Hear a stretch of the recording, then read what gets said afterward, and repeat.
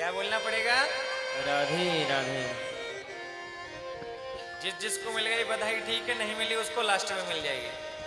ठीक है, जिसको मिल गई ठीक, नहीं मिली उसको लास्ट में मिल जाएगी। महाराज बधाई गाई जा रही है, बधाई लुटाई जा रही है, बधाई दी जा रही है, बधाई। बड़ा आनंद हो रहा है नंद बाबा के महल में। देवता भी भिन्न भिन्न रूप बदल करके आ रहे हैं, बड़े बड़े ऋषि मुनि संत महात्मा रूप बदल बदल के आ रहे हैं महाराज।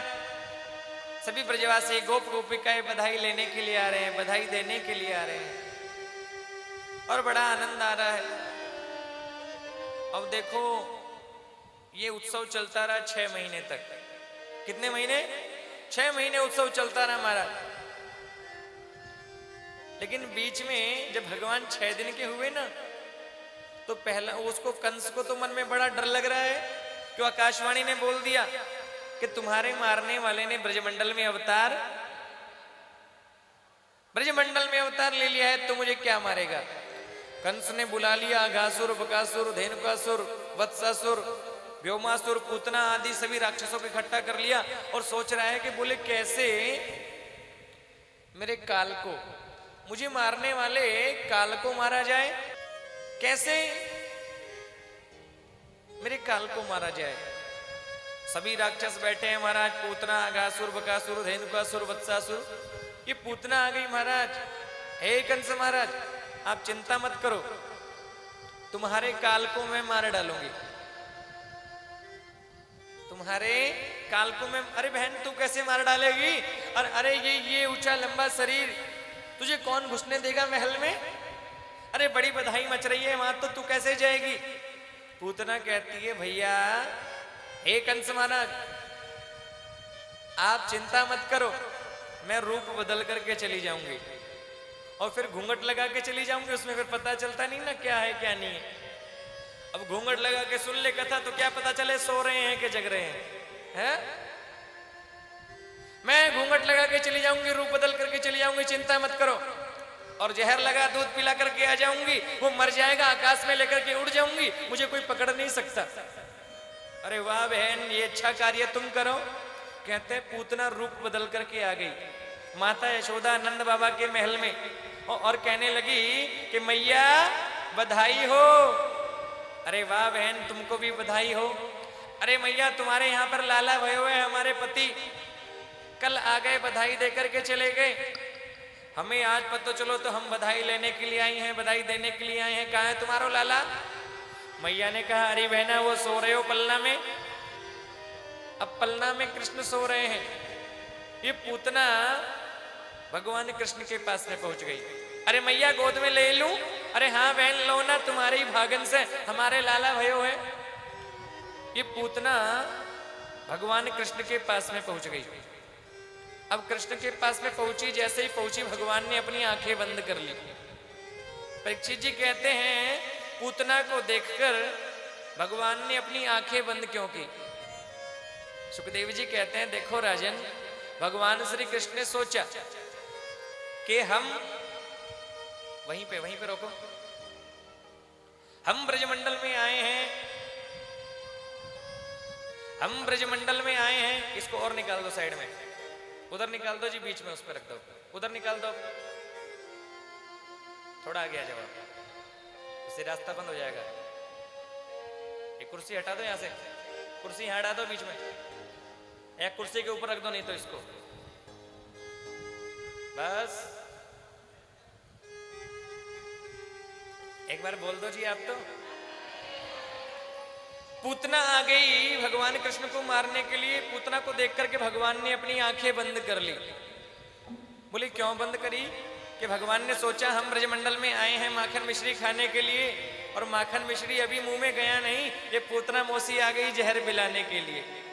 भगवान ने भोलेनाथ का ध्यान किया होगा और सोचा होगा भोले बाबा अरे हम तो आए हैं माखन मिश्री खाने के लिए, पूतना मौसी आ गई जहर पिलाने के लिए। अरे जहर पीने का अभ्यास हमें है नहीं ना, और जितना समुद्र से जहर निकला था बाबा सारा तुम पी गए थे। वैसे ही आज ये पूतना मौसी जहर पिलाने के लिए आई है, सारा जहर तुम पी जाना, दूध दूध हम पी जाएंगे। भोलेनाथ का ध्यान किया होगा। और एक बात उन्होंने सोची, बोले देखो चाहे ये पूतना मारने के लिए आई है, लेकिन मारने कैसे आई है? दूध पिला करके। अरे बच्चे को दूध पिलाने का काम कौन करती है? माँ। और सोचा चाहे ये मारने के लिए आई लेकिन दूध तो पिला रही है ना, और सोचा जो गति मैं माता यशोदा को दूंगा वही गति आज मैं पहले पूतना को दे दूंगा। देख रहे हैं स्वर्गलोक में सीट रिजर्व है कि नहीं? भगवान ने अपनी आंखें बंद कर ली, पूतना ने भगवान श्री कृष्ण को गोद में ले लिया, और गोद में ले लिया महाराज, लेकर के वो तो आकाश में उड़ गई, आकाश में उड़ने लगी, आकाश में उड़ी महाराज, और भगवान को अपना दूध पिलाने लगी। कहते हैं भगवान ने पहले जहर लगा दूध भगवान को पिलाने लगी, भगवान ने पहले दूध पिया और फिर उस पूतना के प्राणों को खींचने लगे। पहले दूध खींचा, फिर पहले पूतना के प्राणों को खींचने लगे। पूतना के प्राणों को खींचा, पूतना घबराने लगी, चिल्लाने लगी, अरे कन्हैया छोड़, अरे कन्हैया छोड़, अरे कन्हैया छोड़, अरे कन्हैया छोड़।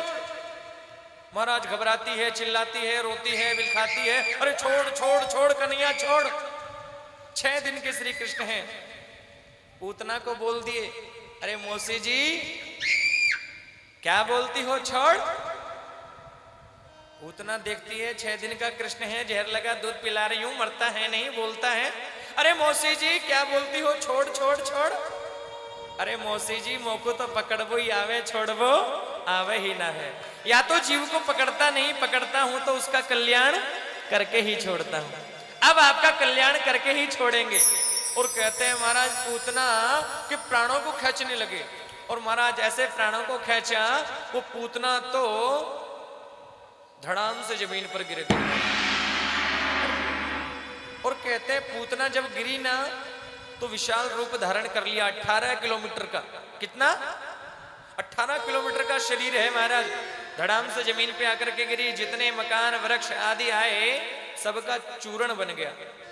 ऐसा पर्वत रूप में आकर के गिरी है महाराज। और ब्रजमंडल में हल्ला हो गया, राक्षसी आएगी, राक्षसी आएगी, राक्षसी आएगी। नंद बाबा, माता यशोदा, ब्रजवासी दौड़े दौड़े पहुंचे नंद यमुना किनारे, और देखा पूतना विशाल रूप धारण है और पड़ी है। छोटे से कन्हैया पूतना के पेट पे बैठे बैठे खेल रहे हैं महाराज। माता यशोदा आई, सभी गोपियां आई, अरे कहने लगी, अरे मैया, अरे मैया यशोदा, तुमने अपने लाला को इस राक्षसी को काहे को दे दियो? अरे अपने लाला को राक्षसी को काहे को दे दिया तुमने? मैया कहने लगी, अरे बहन ये अब राक्षसी लग रही है, मोकू का पतो या राक्षसी है। अरे रूप बदल करके आई बहन, मोकू तो पंडितानी से दिख रही थी। कहते हैं पूतना का 18 किलोमीटर का शरीर महाराज माता यशोदा ने गोद में ले लिया, और सभी ब्रजवासी कहने लगे, भैया ये 18 किलोमीटर की राक्षसी है, इसको कैसे जलाया जाए, कैसे अर्थी बनाई जाए इसकी। पूतना के शरीर को काटा, और काट करके घसीट करके वो वृंदावन की रज में घसीटा, यमुना किनारे ले आए, घसीट करके। बोले क्यों घसीटा काहे को? ब्रजवासियों ने सोचा कि राक्षसी है। शार्प नहीं हो रहा, आवाज साफ नहीं आ रही भाई। ये राक्षसी है और ये भगवान कृष्ण को मारने के लिए आई, ये बड़ी पापी है। अरे इसके पाप दूर कैसे हो? सोचा जब इस वृंदावन में इस राक्षसी को घसीटा जाएगा ना, ये ब्रज की रज जब इस राक्षसी के शरीर पर लगेगी, इस ब्रज रज में घसीटा जाएगा तो इसके पाप दूर हो जाएंगे।